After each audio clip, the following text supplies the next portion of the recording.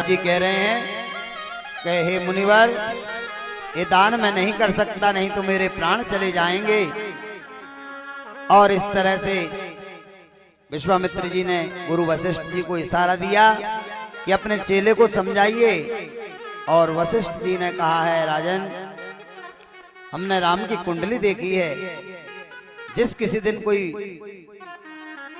ऋषि मुनि बाबा आकर राम को ले जाएंगे तो उधर बहू को साथ में लेकर आएंगे, इसलिए इन्हें जाने दीजिए। इस तरह से राजा दशरथ जी राम लक्ष्मण को भेजने के लिए तैयार हुए। विश्वामित्र जी से कहा, ये राम लक्ष्मण नहीं है, मेरे प्राण दे रहा हूं, और जब आपको जरूरत पड़े तो मुझसे पूछने की जरूरत नहीं है, आप इनके उचित अनुचित का निर्णय आप स्वयं करते रहना।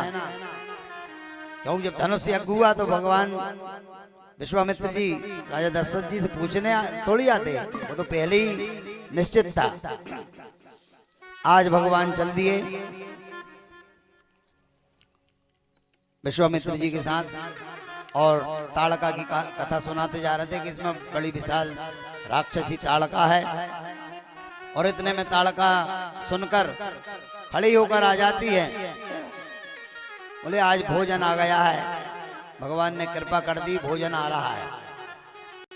तो देखते से ही लक्ष्मण जी दौड़े, बोले अभी एक ही बाण से इसे मार देता हूं। तो राम जी ने कहा, अरे लक्ष्मण, हम रघुवंशी हैं, अबलाओं पर प्रहार नहीं करते। गुरुदेव विश्वामित्र जी कह रहे हैं कि हे राम, ये अबला नहीं, ये बहुत बड़ी बला है, इसने समस्त ऋषि मुनियों को समाप्त कर दिया है, इसे मारने दीजिए। तो राम जी ने ताड़का को मारा है कि एक ही बाण प्राण हर लीना, दीन जानते निज पद दीना। एक ही बाण प्राण हर लीना, दीन जानते ही निज पद दीना। एक ही बाण प्राण हर लीना, दीन जानते ही निज पद दीना, दीन जानते ही निज पद दीना।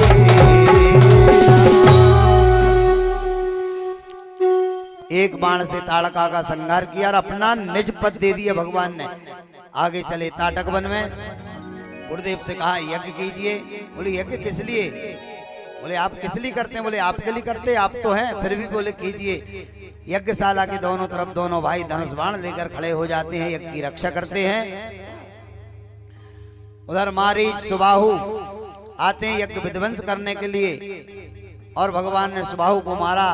मारीच को फिर बगर फर के बाण मारा है, नोक जो धनुष तीर की नोक होती है उसको निकाल के, क्योंकि मालूम था भगवान को कि मारीच एक दिन नकली मृग बनकर आएगा, इसी अभी नहीं मार सकते। तो बिना फर के बाण मारा है, 100 योजन दूर जाकर समुद्र किनारे मारीच पड़ा है। फिर विश्वामित्र जी के पास जनकपुर से पत्रिका आई धनुष यज्ञ की। तो विश्वामित्र जी ने कहा, हे राम, आपने एक यज्ञ तो मेरा सफल